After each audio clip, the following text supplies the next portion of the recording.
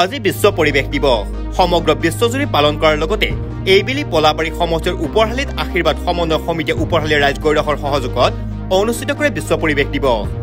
ওপৰহালি গাঁৱৰ কেইজনমান উদীয়মান যুৱকৰ দ্বাৰা গঠিত হোৱা আশীৰ্বাদ সমন্বয় সমিতি নামৰ সংগঠনটিয়ে ৰাতিপুৱাৰ ভাগৰ পৰাই দখলা শ্মশানস্থলীত বিভিন্ন কাৰ্যসূচী ৰূপায়ণ কৰে।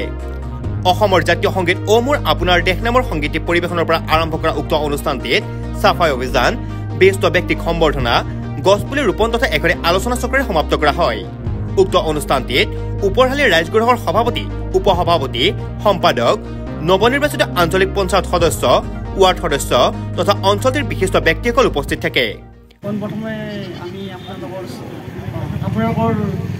চেনেলক ধন্যবাদ জনাইছোঁ। আপুনি ৰাতিপুৱাই আমাৰ লগত সহযোগিতা কৰিলে কাৰণে আমি পোনপ্ৰথমে জাতীয় সংগীতেৰে আমাৰ অনুষ্ঠানৰ আৰম্ভণি কৰিলোঁ। তাৰপিছত আমাৰ আশীৰ্বাদ সমন্বয় সমিতিৰ সম্পাদক ডাঙৰীয়াই চাফাই অভিযানৰ শুভাৰম্ভ কৰিলে আৰু আমি আটাই সদস্য সহযোগিতা কৰিলোঁ।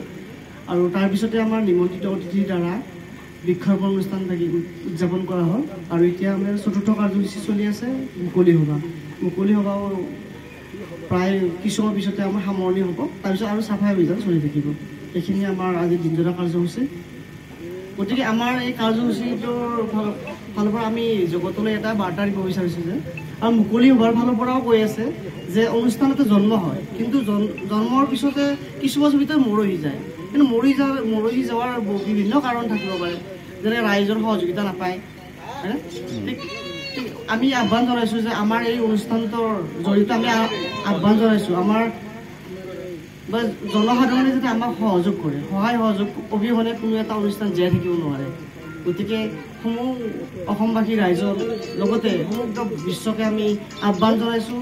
আৰু আজিৰ দিনটোৰ দৰে অকল বিশ্ব পৰিৱেশ দিৱস প্ৰত্যেকটা অনুষ্ঠানৰ আগমুহূৰ্ততে কৰিব লাগে। কেনেদৰে যিকোনো এটা অনুষ্ঠানৰ আগমুহূৰ্ততে এজন যদি বৃক্ষ পুতে, সেই বৃক্ষডালেতো গুৰুজনাই ভাগৱতত লিখিছে, এক বৃক্ষ 10 পুত্ৰ সম।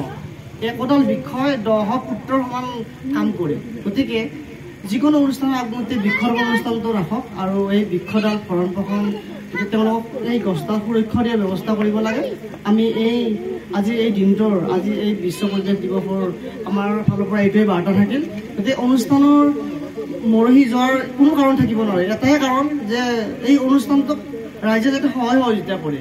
সহায় সহযোগিতা অবিহনে কোনো অনুষ্ঠান কোনো কাৰ্যসূচীয়ে সফল ৰূপায়ণ কৰিব নোৱাৰে। গতিকে আমি জগতলৈ বাৰ্তা প্ৰেৰণ কৰিলোঁ এইটোৱে যে বিশ্ব পৰিৱেশ দিৱসে সকলোৰে শান্তি কঢ়িয়াই আনক, সকলোৰে শান্তি হওক আৰু বিশ্ব শান্তিময় হওক, তাৰে কামনাৰে আজি আপোনালোকৰ ধন্যবাদ জনাইছোঁ।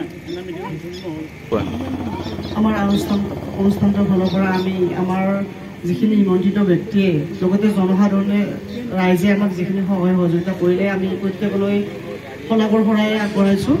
আমি প্ৰত্যেকে ধন্যবাদ জনাইছোঁ, যিহেতুকে জনসাধাৰণৰ সহযোগিতা অবিহনে কোনো অনুষ্ঠান সফলতাত মণ্ডিত নহয়। গতিকে আমি সকলোৰে আমি সম্বৰ্ধনা জনাইছোঁ, সকলোৰে আমি ধন্যবাদ জনাইছোঁ। পলাবাৰীৰ পৰা জিতুমণি শৰ্মাৰ ৰিপৰ্ট, নিউজ এনি 365।